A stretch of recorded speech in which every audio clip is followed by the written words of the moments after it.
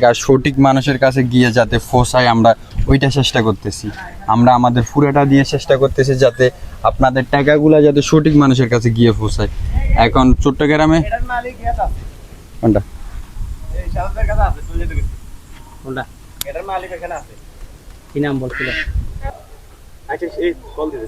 আপনি কি সত্যি মালিক? আসেন। নাকি মিথ্যা বলতেছেন? ও না, এক ভাই বলছে আপনারা আশ্রয় কেন্দ্র আছেন মনে হয়। আচ্ছা আন্টি বাদ দেন, থাক। আপনি মালিক হলে যে মানুষের টাকা নিবে মানে তার টাকাগুলো দরকার। আমাদের কথা মানে যে টাকা আমাদের কাছ থেকে নিতেছে ওর টাকা দরকার হিসাবে নিতেছে, এমনি তো নিতেছে না। তো আন্টি আমরা নোয়াখালী থেকে আইছি, নোয়াখালী কোম্পানিগঞ্জ থেকে আইছি, জীবন আলো ফাউন্ডেশন থেকে। আমাদের জন্য দোয়া করবেন। আপনারা চট্টগ্রাম মানুষরা আমাদেরকে বন্যার সময় অনেক হেল্প করছেন, পুরো চট্টগ্রামবাসী আমাদের পাশে ছিলেন। যদি আমরা না থাকি এটা মনে করেন কি গাদ্দারি হয়ে যাবে আপনাদের সাথে। এখন আমরা ফেনী নোয়াখালী আপনাদেরকে পুরোটা দিয়ে চেষ্টা করতেছি।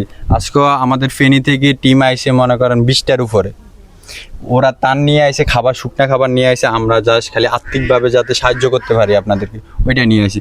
তো আন্টি আমরা তো স্টুডেন্ট মানুষ, আমরা যতটুকু পারি হেল্প করতেছি।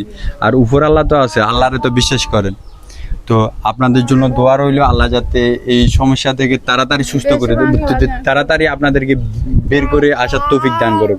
বা আমাদের জন্য দোয়া করিয়েন, আমরা যতটুকু পারি আপনাদেরকে দিতেছি। এটা তার না আন্টি, এটা ভালোবাসা। আমাদের নোয়াখালী পক্ষ থেকে, আমাদের কোম্পানিগঞ্জের পক্ষ থেকে, আমাদের ফাউন্ডেশন কি পক্ষ থেকে, এটা আপনাদের জন্য ভালোবাসা। বাচ্চাটার নাম কি? বাচ্চাটার নাম কি? নাতি। আপনার ছেলে মেয়ে কয়জন?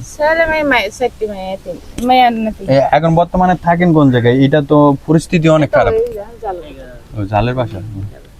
ওনারা আপনারা হেল্প করে?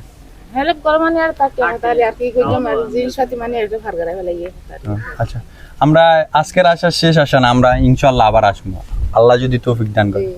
দোয়া করি না আমাদের জন্য, আমাদের নোয়াখালী বাসীর জন্য, আর যারা যারা আমরা একসাথে কাজ করছি মানে আমাদের জন্য দোয়া করি। আচ্ছা যাই।